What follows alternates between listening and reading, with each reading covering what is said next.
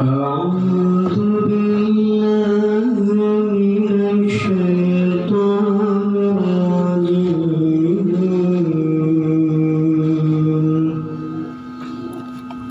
بسم الله الرحمن الرحيم.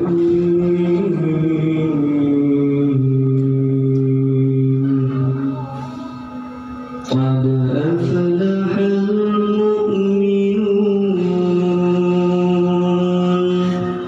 الذين هم في صلاتهم خاشعون والذين هم عن اللغو معرضون والذين هم للزكاة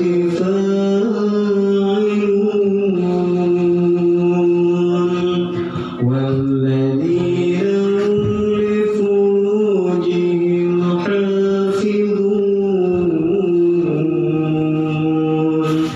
إلا على أزواجهم أو ما ملكت أيمانهم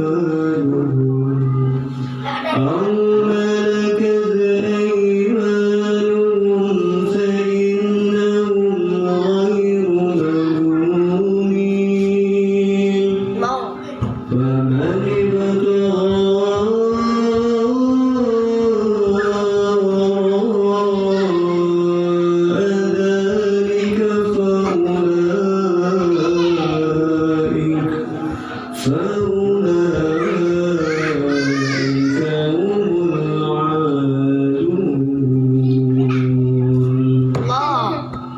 والذين هم لأماناتهم وعهدهم راعون والذين هم على صلواتهم يحافظون.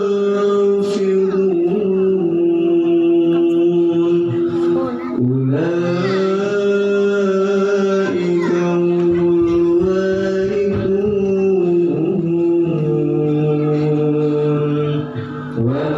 والذين يرثون الفردوس هم فيها خالدون. ولقد خلقنا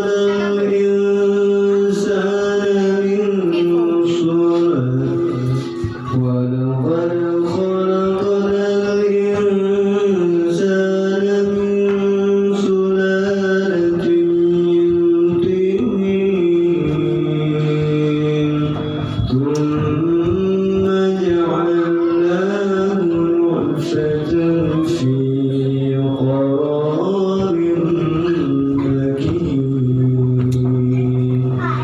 ثم خلقنا النطفة علقة فخلقنا العلقة مضغة فخلقنا المضغة عظاما فكسونا العظام لحما ثم أنشأناه خلقا آخر فتبارك الله أحسن الخالقين.